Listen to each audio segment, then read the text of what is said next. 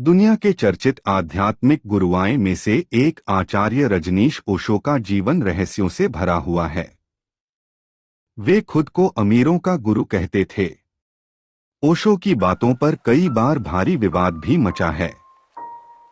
उनका जन्म भोपाल के पास रायसेन में अपने नाना के घर हुआ था। आज हम आपको बता रहा है। ओशो का जन्म एमपी के रायसेन शहर के कुचवाड़ा गांव में हुआ था। उन्होंने अपनी पढ़ाई जबलपुर में पूरी की और बाद में वो जबलपुर यूनिवर्सिटी में लेक्चरर के तौर पर काम करने लगे। उन्होंने अलग अलग धर्म और विचारधारा पर देश भर में प्रवचन देना शुरू किया था। साल 1981 से 1985 के बीच वो अमेरिका चले गए थे, जहां उन्होंने ओरेगॉन में आश्रम की स्थापना की। ये आश्रम 65,000 एकड़ में। वैसे तो ओशो दर्शन शास्त्र के अध्यापक थे, लेकिन उनका जीवन को लेकर अपनी सोच और नजरिया थे।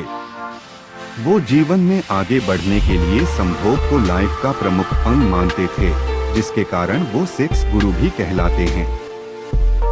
कहा जाता है कि ओशो फ्री सेक्स का समर्थन करते थे और उनके आश्रम में हर सन्यासी एक महीने में करीब 90 लोगों के साथ सेक्स करता था, लेकिन इसमें कितनी सच्चाई है, आज तक किसी को मालूम नहीं। उन पर धर्म को बिजनेस बनाने का आरोप भी लगा, लेकिन विवादों के बीच भी ओशो काफी लोकप्रिय रहे। उनको पसंद करने वालों में से देसी कम बल्कि विदेशी ज्यादा थे।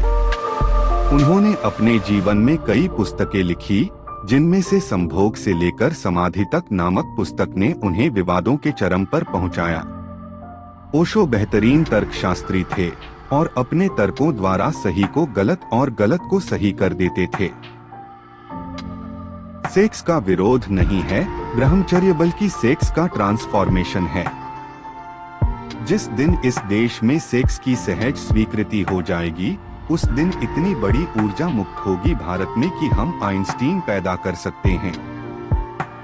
जब दो प्रेमी संभोग करते हैं तो वास्तव में वे परमात्मा के मंदिर से ही गुजरते हैं। संभोग से आप उस दिन मुक्त होंगे जिस दिन आपको समाधि बिना संभोग के हासिल होगी। नई दिल्ली। आज आचार्य रजनीश की पुण्यतिथि है, जिन्हें लोग ओशो के नाम से जानते हैं। जीवन को नदी की धारा समझने वाले आचार्य रजनीश ने बोल्ड शब्दों में रूढ़िवादी धर्मों की आलोचना की थी, इसलिए कुछ लोग उन्हें भगवान की संज्ञा देते हैं, तो कुछ लोगों की निगाहों में वो एक रहस्यमय गुरु रहे हैं। आध्यात्मिक शिक्षक के रूप में उन्होंने 1960 के दशक में भारत की यात्रा की थी। 19 जनवरी 1990 को रहस्यमयी परिस्थितियों में मृत्यु को प्राप्त होने वाले ओशो ने कहा था कि मौत से डरना नहीं चाहिए, बल्कि उसे सेलिब्रेट करना चाहिए।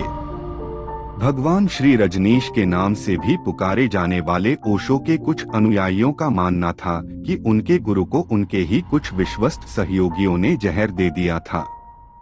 उन लोगों की नजर ओशो की अकूत संपत्ति पर थी।